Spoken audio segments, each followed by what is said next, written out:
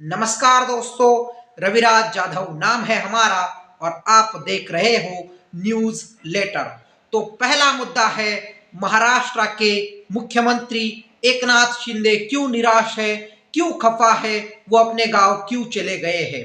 तो 2 दिन पहले ही दोस्तों अमित शाह जी के साथ देवेंद्र फडणवीस, अजीत पवार और मुख्यमंत्री एकनाथ शिंदे जी ने मुलाकात की थी, उनसे मिले थे।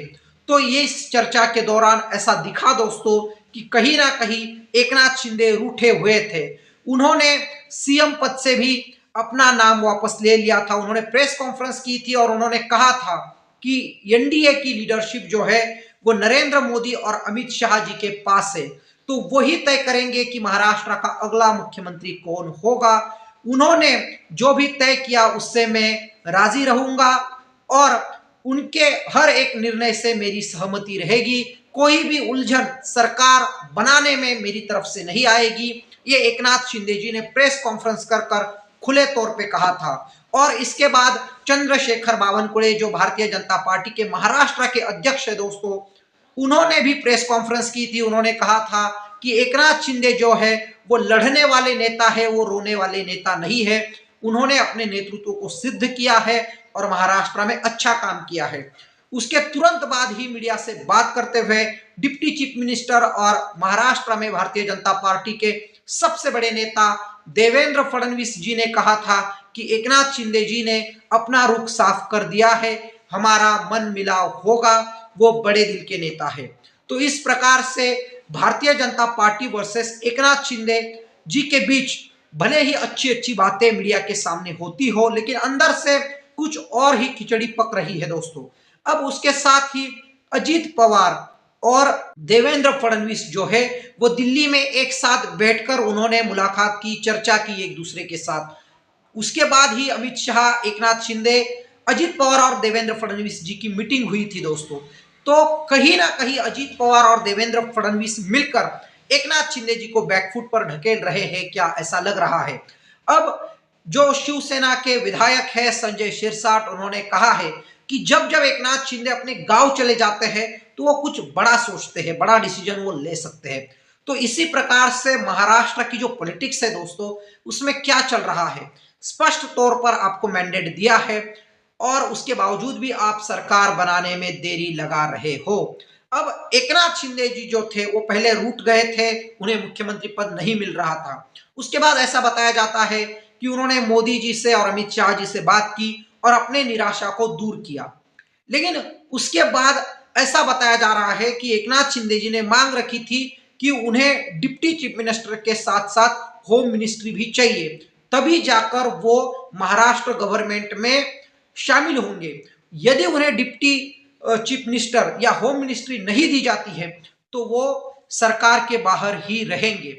अब एकनाथ शिंदे जी के सामने दिक्कत यह है दोस्तों, यदि वो सरकार के बाहर रहेंगे, किसी और को डिप्टी चीफ मिनिस्टर बनेंगे, तो उनके पार्टी के अंदर ही उनका कॉम्पिटिटर जो है वो क्रिएट हो जाएगा। तो एकनाथ शिंदे जी को पता है यदि मैं deputy chief minister, home minister रहूंगा, पार्टी का प्रमुख तो मैं हूं ही हूं। अब उन्होंने वो पद भले ही डिक्लेयर नहीं किया हो, लेकिन साफ तौर पे दिख रहा है कि शिवसेना में अब उसे शिवसेना भी नहीं शिंदे गुट कहा जाता है। तो एकनाथ शिंदे जी का डोमिनेंस उनके ग्रुप के अंदर है, लेकिन उन्हें यह लगता है कि यदि मैं किसी और को डिप्टी चीफ मिनिस्टर बना दूंगा तो फिर मेरे लिए दिक्कतें हो सकती है। तो इसी वजह से शिंदे रूठे हुए हैं। देवेंद्र फडणवीस जी का और एक स्टेटमेंट याद कीजिएगा दोस्तों, उन्होंने कहा था कि दिल्ली में जो हमारी गवर्नमेंट बैठी हुई है, जो भारत को चला रही है, नरेंद्र मोदी जी की सरकार के साथ कोई भी कॉम्प्रोमाइज नहीं होगा, उनके साथ कोई डील नहीं होगी। तो देवेंद्र फडणवीस जी के स्टेटमेंट का सीधे तौर पे यही अर्थ था कि एकनाथ शिंदे जी को केंद्र में मंत्री नहीं बनाया जा सकता है, वो केंद्रीय मंत्री नहीं बन सकते हैं। तो इसी प्रकार से मोदी गवर्नमेंट जो है वो महाराष्ट्र के सियासत में क्या चाहती है, भारतीय जनता पार्टी का हाईकमांड क्या चाहता है।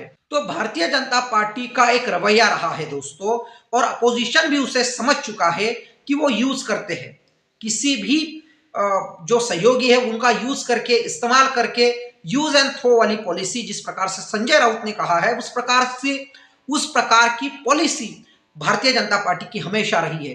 क्या सच में सिर्फ भारतीय जनता पार्टी एकनाथ शिंदे जी का यूज करेगी, उन्हें थ्रो कर देगी।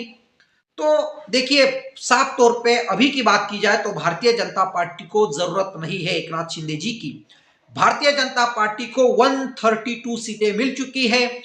5 सीटें जो है वो जो कि इंडिपेंडेंट एमएलए है महाराष्ट्र के भीतर, उनका समर्थन भारतीय जनता पार्टी को मिल चुका है। 137 एमएलए की पार्टी भारतीय जनता पार्टी बन चुकी है।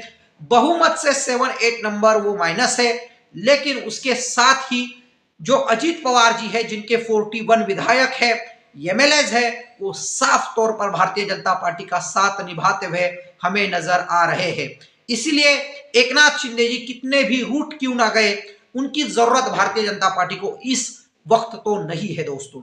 इसीलिए ये जो भारतीय जनता पार्टी वर्सेस एकनाथ शिंदे, जिसमें अमित शाह जी वर्सेस एकनाथ शिंदे, या देवेंद्र फडणवीस वर्सेस एकनाथ शिंदे, या यूं कहे अमित शाह वर्सेस देवेंद्र फडणवीस, क्योंकि अमित शाह भी चाहते हैं कि देवेंद्र फडणवीस महाराष्ट्र के यदि मुख्यमंत्री बन गए तो मेरे लिए आगे चलकर दिक्कत हो सकती है, मुझे नरेंद्र मोदी जी के बाद प्राइम मिनिस्टर बनना है, ये अमित शाह जी का सपना है दोस्तों। और इसीलिए देवेंद्र फडणवीस जी को साइडलाइन करके मेरा कॉम्पिटिटर कोई ना बने, पहले से ही अमित शाह जी को डर लगता है कि योगी आदित्यनाथ उनके कॉम्पिटिटर है, तो इसीलिए और एक कॉम्पिटिटर बढ़ाने की कोशिश अमित शाह नहीं करेंगे। तो यही सच है दोस्तों। अब कितने दिन एकनाथ शिंदे रूठे रहते हैं। जैसे ही नंबर सामने आ गए, एकनाथ शिंदे जी ने खुशी से प्रेस कॉन्फ्रेंस की, उसके बाद एकनाथ शिंदे रूठ गए, उसके बाद एकनाथ शिंदे ने फिर से प्रेस कॉन्फ्रेंस की, मीडिया के सामने आए, अमित शाह जी से मुलाकात की और फिर से एकनाथ शिंदे रूठ गए। तो एकनाथ शिंदे जी का रूठना भारतीय जनता पार्टी पर बहुत ज्यादा असर करेगा ऐसा लगता नहीं है दोस्तों। और यदि एकनाथ शिंदे रूठे रहते हैं तो शायद भारतीय जनता पार्टी उन्हें होम मिनिस्ट्री दे दे, उन्हें डिप्टी चीफ मिनिस्टर बना दे, केंद्र में मंत्री बनना तो मुश्किल लगता है दोस्तों। तो एकनाथ शिंदे जी के रूठने के ऊपर आपको क्या लगता है, ये आप जरूर बता सकते हो दोस्तों कमेंट बॉक्स में।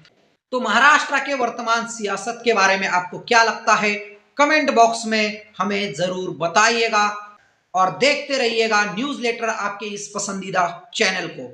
धन्यवाद दोस्तों।